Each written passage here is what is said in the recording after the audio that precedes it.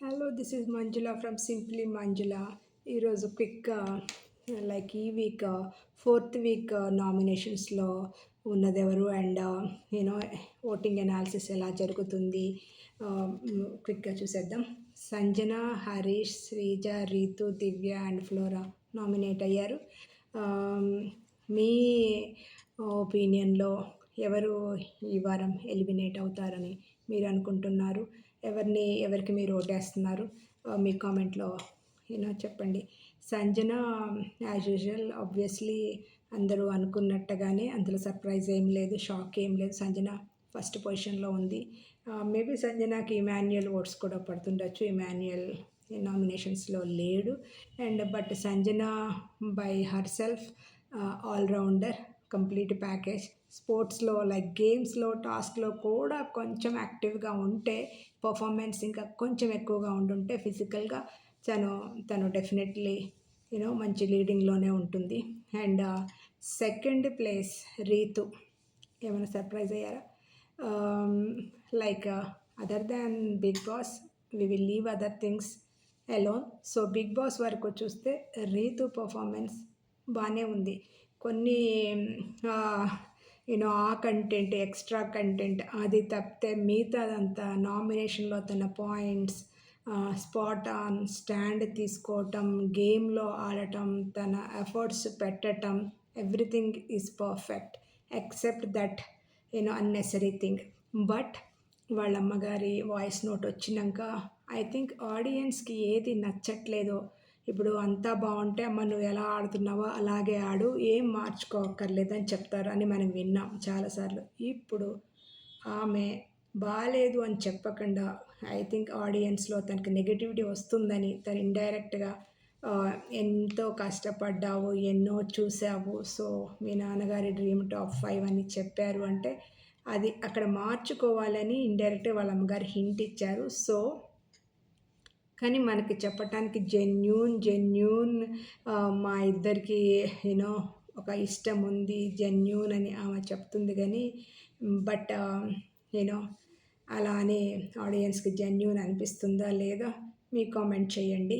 And Divya second ప్లేస్లో ఉంది. Demon Pawan oats కూడా దివ్యకు పడే అవకాశం ఉంది. Because demon Pavan 2 times captain అవ్వటం, ఆయనకు కూడా ఇన్స్టా ఫాలోవర్స్ ఇదంతా ఆల్రెడీ కొంచెం గొప్ప ప్రీ ఫ్యాన్ బేస్ ఉంది కాబట్టి సో ఆయనకు కూడా రీతు కొంచెం హెల్ప్ అవుతుంది, ఆయన ఓట్స్ కూడా.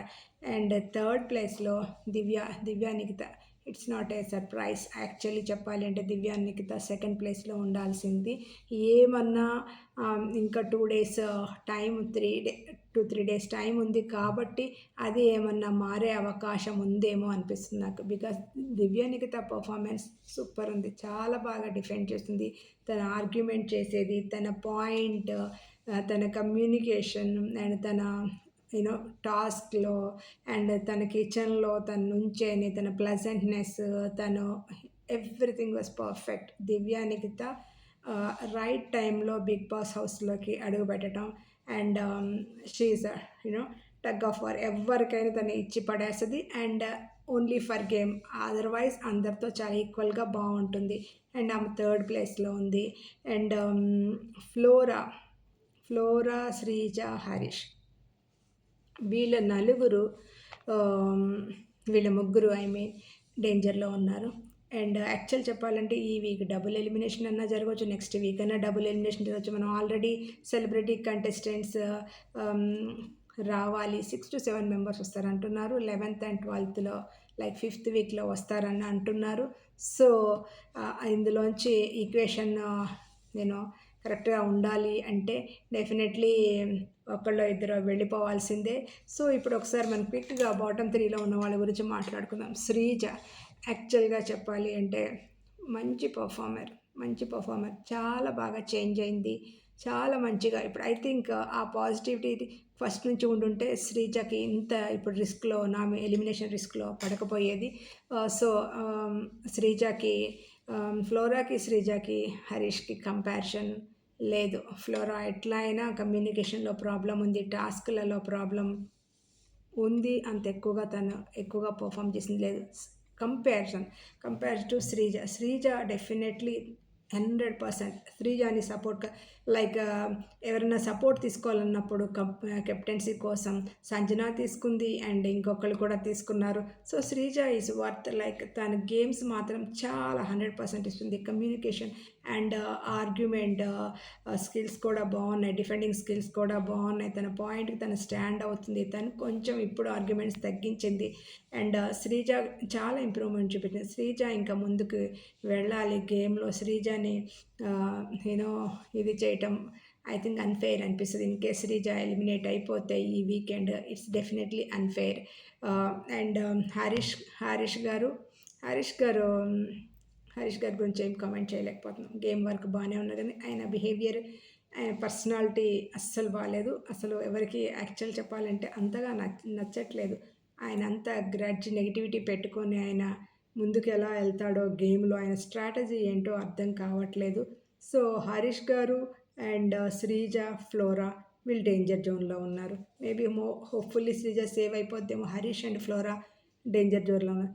ఎవరు ఈ వారం ఎలిమినేట్ అవ్వాలనుకుంటున్నారు మీరు? మీ ఓట్లు ఎవరికి వేస్తున్నారు? క్రాస్ ఓటింగ్ వేస్తున్నారా? Because like Emmanuel fans and Bharani fans, Tanuja fans వీళ్ళందరూ ఎవరికి ఓటేస్తున్నారు? బికాజ్ వాళ్ళు ఈ వారం నామినేషన్లో లేరు.